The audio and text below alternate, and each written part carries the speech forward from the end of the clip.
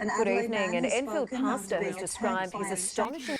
Churches are often looking at ways to make themselves known so that other people might know that we are here, and also how to promote their activities. But I reckon a shark attack's going a bit beyond the norm of what would be regularly expected. So give a survivor, Scott Berry, Associate Pastor, Enfield Baptist Church, a big welcome as he comes out of the water, out of the teeth of a shark, to be with us today. Seems like a reasonable thing to do, doesn't it?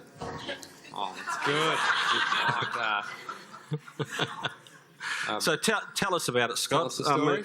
Let me say, we've seen you on television, we've heard you on radio, we've seen you in written print, but it is good to pay the money to have you here today, and we do want to hear what it was like to be snatched out of the jaws of death through that shark. That's good. Before I start my speaking tour and write my tome, write the novel of what it was like, an expansion of 4 seconds, because it was all pretty fast. So essentially, as kind of those of you may have seen it on the news, it was pretty casual about what happened, as I would be.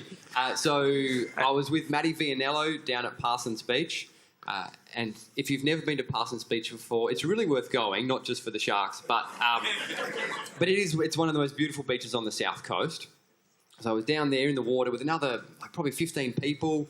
So it wasn't at like dawn or dusk. I wasn't by myself. I wasn't bleeding at the time. There's no reason why the shark should come and befriend me. So I did all the important things that your wife tells you to do when you go out there. I wasn't even the furthest one out.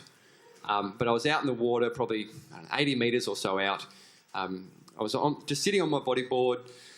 We'd been out for a couple of hours, had a great time. I was actually freezing cold because my wetsuit already had some holes in it. And I was thinking, oh, maybe I should get out. But Matty had driven, so you don't want to be that person that gets soft and hops out and causes him to miss out on the couple of hours of surfing. I'm having a great time, and then I see this flash of this thing that was grey. And we'd just been talking about the fact that we hadn't seen any dolphins that day. And we nearly always see dolphins when we go to Wapinga or Parsons. And so the mind's whizzing through, is it a dolphin? Is it a seal? And then by the time it was under me, I realised what it was, the animal that you never speak its name, and I didn't know which way to look, and then it just bang hit me and sort of had a bit of a go, and then it was zipping in front of me and sort of doing a few laps, thinking about whether it's going to try me again, and that was when I had some crosswords to share with the shark. Just on that,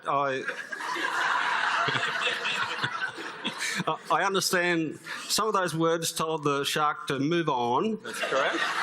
And they're not found in the Bible. That's true. Okay. That's true.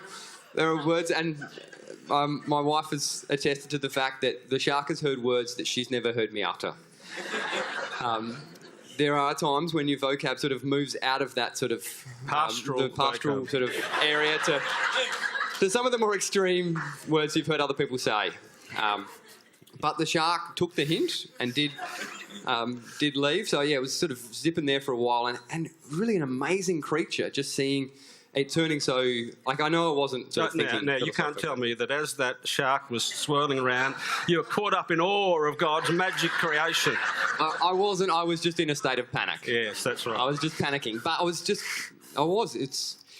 it's not like Jaws where you see it sort of going around in, a really large arc. Like it's got a really small turning circle. It can just zip around and do whatever it wants, really. And so then I'm just kind of panicking and, carrying on. And some other people came across that were sort of probably 10 metres away, and they heard me mentioning about the shark, and they actually paddled towards me. And so then amidst all that commotion and other people, the shark did then choose to disappear. And someone else, in the midst of my kind of state of shock and bewilderment, some bloke says, "Quick, catch a wave." And so then pretty much everyone just jumped on the same wave into the beach, except for Matty Vianello, who was further out, who was then sort of in that state of terror, because he's had a recurring dream about being attacked by a shark. I'd only ever had it like that night before. I know, you say now, why didn't you listen to your dream? God was trying to talk to you. But I've robbed banks in dreams, and I've never gone on. I've never gone on to do it in real life. Rob Banks. Words that weren't... Some words, yeah. That's two. Yeah. Preaching about Saul last time, and I'll be preaching about David next time. I understand a God of great grace. So it's good. And so then, we all jumped in the water, and Maddie jumped into the beach. Maddie was scared, but eventually made it back in. And then sort of looking at the extra hole in my wetsuit, sort of looking to see how it looked. And could find that little, chunk of flesh sort of ripped off. Because the next question was, the classic basketball thing, no blood, no foul. If there's no, noticeable injury there, then it's just a good story that Maddie and I could swear to keep forever as a secret, and we don't need to inform a certain other person that lives in our house that may possibly panic having heard this story at length. But there was a 20-cent piece kind of size little divot that the shark had taken. We patched myself up. Someone gave me a first aid kit. We went back home and showed Jazz and said, "How you doing, Jazzy? Oh, by the way, check this out. Here's my little wound for everyone to see." And Jazz kind of screamed and cried and all sorts of things at once and carried on for a little while. And then her sister, who was in the other room, came through and asked, what's gone on? And Jazz said, "Scott's been bitten by a shark." And her response was, "Is that all? I thought he must have broken his leg or something." I was right. I was standing there in front of her, with all my arms and legs. And then from there we went to took Theo to the hospital, and he watched me get stitched up. And So that's an incredible story, and we are glad that you are here, and it could have been much more dangerous. Now, this is a serious question. We've had a lot of fun, but Paul says that whatever we do, whether we eat, drink, whatever we're living in, even if we're bitten by a shark, it is to be for the glory of God. So I don't believe at that moment you would have been thinking, how can this be for the glory of God? But as you've reflected later, how can you move this from being about Scott and all the stuff that you'll be exposed to actually deflecting something to God? How can that happen? Well, what sort of way could that occur? Well, it's certainly a story that all sorts of people want to hear. Yep. We went to parents and friends night at the school just Friday night, and everyone's wanting to hear this, and so it does tie back into that whole thing of Scott as pastor and follower of Jesus.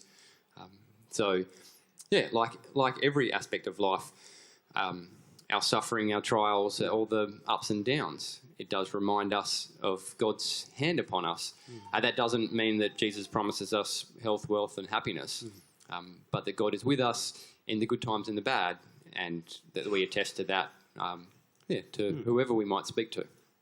So, excellent. So no doubt you're going to have a lot of opportunities in the days ahead. And, in homiletics class, you learn about illustrations. That's pushing it a bit far, mate.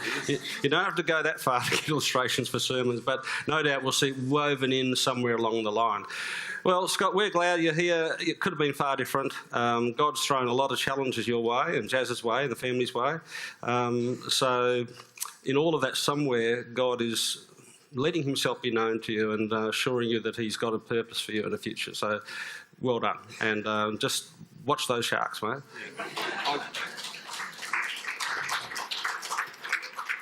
I will make it back in the water because, what's the chances of being bitten again?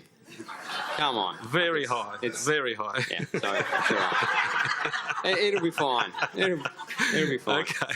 Well, give him a warm welcome back to the...